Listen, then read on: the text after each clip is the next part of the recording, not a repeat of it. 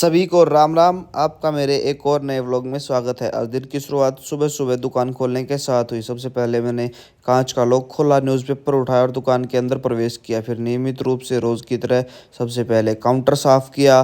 Counter साफ़ कर ही रहा था तब तक डॉग दुकान के बाहर आ चुका था। फिर मैंने रसोई घर की तरफ रुख किया और वहाँ से डॉग के हिस्से की रोटी उठाई।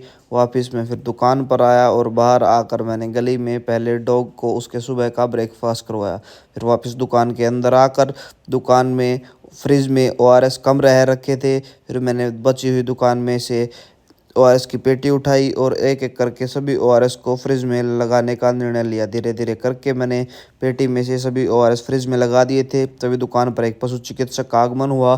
फिर उनके द्वारा आवश्यकता अनुसार दवाइयाँ मैंने उनको दी और उन्होंने अपनी दवाइयाँ लेकर वापस घर की तरफ प्रस्थान किया। थोड़ी ही देर बाद एक और कस्टमर का दुकान पर आगमन हो चुका था। फिर मैंने उस कस्टमर से उसकी आवश्यकता अनुसार दवाइयाँ पूछी और उसकी आवश्यकता अनुसार दवाइयों को मैंने दुकान से लेकर वापस मैं काउंटर की तरफ आया और कस्टमर को उसकी आवश्यकता अनुसार दवाई दी। फिर मैंने कस्टमर को बताया कि उसको इस दवाई को उसके पशु को कैसे देना है, क्योंकि ये सारी चीज़ें उस दवाई के ऊपर लिखी हुई थी। फिर उस कस्टमर को वो मैंने दवाई दी और कस्टमर ने उस दवाई के मेरे से पैसे पूछे और फिर कस्टमर ने उस दवाई के पैसे मेरे को दिए। फिर मैंने उस कस्टमर से पैसे लेकर बचे हुए पैसे गले में से खुले करके उस कस्टमर को उसके बचे हुए पैसे वापस दिए।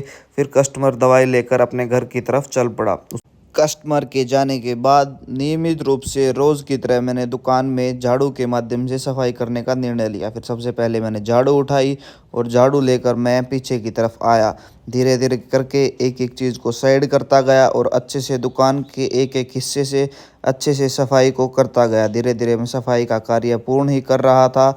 मैं आगे बढ़ता गया और सफाई को एक एक दुकान के एक एक हिस्से से पूर्ण तरीके से अच्छे से एक एक चीज़ को हटाकर साइड करके सफाई का कार्य मैंने पूर्ण कर ही दिया था। तभी थोड़ी देर बाद पुत्री सुबह सुबह उठकर मेरे पास दुकान पर आ चुकी थी। पुत्री ने अपनी प्यारी सी स्माइल दी और मेरे को मेरा आज का दिन शुरू करने का लक्ष्य दिया। इसी के साथ साथ मेरा नहाने का समय हो चुका था। फिर मैं वापस से घर के अंदर गया। मैंने वहाँ से तौलिया उठाया और तौलिया उठाने के बाद मैंने बाथरूम की तरफ प्रस्थान किया और मैं नहाने चला गया। थोड़ी ही देर बाद पिता पुत्री दोनों ही नहाकर दुकान के ऊपर आ चुके थे। फिर हमने सबसे पहले पूजा की। फिर अपना सुबह सुबह का ब्रेकफास्ट के रूप में पपीते का एंजॉय करने का निर्णय लिया। फिर मैंने न्यूज़पेपर के साथ में पपीते को एंजॉय किया अच्छे से। फिर थोड़ी ही देर बाद आशू लांबा जी का दुकान पर आगमन हो चुका था। तब तक समय हो चुका था दोपहर 12 बजे का, यानी मेरे खाने का समय भी हो चुका था। फिर श्रीमती द्वारा मेरा खाना दुकान पर ला दिया गया था। फिर खाने के साथ साथ रोज़मर्रा की तरह मैंने दूसरा फ़ोन उठाकर अजीत राठ के व्लॉग को सर्च किया और साथ ही साथ व्लॉग चलाने का निर्णय लिया। फिर मैंने दूसरे फ़ोन में ब्लॉग चलाया।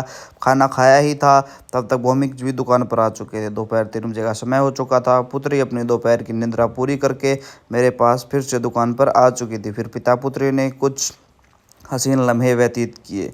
थोड़ी ही देर बाद विपिन जी का दुकान पर आगमन हो चुका था। विपिन जी के साथ साथ यशविंदर भैया भी रोहतक से वापस घर आ चुके थे और वो भी अपने घर से वापस दुकान पर पहुंच चुके थे। थोड़ी ही देर बाद वापस दुकान पर मितुल जी का भी आगमन हो चुका था। इसके साथ साथ एक और कस्टमर के साथ साथ रोहतक से राधे राधे फार्मा के सप्लायर सुमित जी का भी दुकान पर आगमन हो चुका था। फिर मैंने सबसे पहले सुमित जी से पूछा कि उनका बैलेंस कितना है। फिर उसी बीच एक कस्टमर आ गया था। पहले मैंने कस्टमर को उसकी आवश्यकता अनुसार दवाई दुकान से ली और कस्टमर को उसकी दवाई कस्टमर को दी। फिर कस्टमर से पूछा कि आपको और कुछ दवाई तो नहीं चाहिए। फिर कस्टमर ने जवाब दिया नहीं। तो फिर कस्टमर ने उन दवाइयों के मुझे पैसे लिए। फिर सुमित जी से मैंने दवाइयों का बिल लिया और देखा कि इनका बैलेंस कितना हो रखा है। फिर मैंने सुमित जी को धीरे से करके पहले बैलेंस को कैलकुलेट किया और सुमित जी को बताया कि आपका बैलेंस इतना है, मैंने इतने पैसे जमा करवा रखे हैं। तब बीच में कस्टमर बोल पड़ा था कि उनको एक और दवाई की आवश्यकता है। तो मैंने उन्हें कहा अंकल जी आप ज़रा 1 मिनट वेट कीजिए। फिर मैंने उनका बैलेंस कैलकुलेट करके फिर उनको कुछ पेमेंट लेने देने का निर्णय लिया। फिर मैंने उनको कुछ पेमेंट दी और उन्होंने मेरे से पेमेंट लेके उस पेमेंट की रसीद मेरे को बना के देने का निर्णय लिया। फिर मैंने पैसे गिन के गले से पैसे उठा के सुमित जी को उनकी पेमेंट के कुछ पैसे देकर उनसे रिसिप्ट लेने का कार्य किया। वो रिसिप्ट बना ही रहे थे, उधर मैं पैसे गिन रहा था। फिर मैंने पैसे गिने अच्छे से और सुमित जी को बताया कि आप इतने रुपए की रसीद बना दीजिए। फिर उन्होंने मेरे पैसे गिनने का वेट किया और फिर पैसे गिनने के बाद मैंने उनको बताया कि आप इतने रुपए की रसीद बना दीजिए। फिर सुमित जी ने मेरी बताई गई बात के अनुसार मेरी उतने ही रुपए की रसीद बनाकर मेरे को दे दी। फिर मैंने सुमित जी को रसीद में लिखे अमाउंट अनुसार उसको उसके पैसे देने का निर्णय लिया। फिर बीच में ही मैंने देखा तो कुछ बैलेंस कम पड़ रहा था, तो सुमित जी के पास मैंने फ़ोन पे करने का निर्णय लिया। फिर मैंने उनके पैसे उनके पास फ़ोन पे किए। यह कार्य पूर्ण किया ही था, तभी पिछले कुछ दिन से वाईफाई में बड़ी समस्या आ रही है, तो टेक्नीशियन दुकान पर आ चुके थे। धीरे धीरे करके उनको 9 बज चुके थे और वाईफाई का कार्य आज कंप्लीट नहीं हुआ। फिर मिलते हैं कल टेक्नीशियन के साथ। दोस्तों व्लॉग अच्छा लगे तो व्लॉग को लाइक करें, चैनल को सब्सक्राइब करें, फेसबुक पेज को फॉलो करें। फिर मिलते हैं हम आपको एक और नए अच्छे से व्लॉग के साथ। तब तक के लिए धन्यवाद।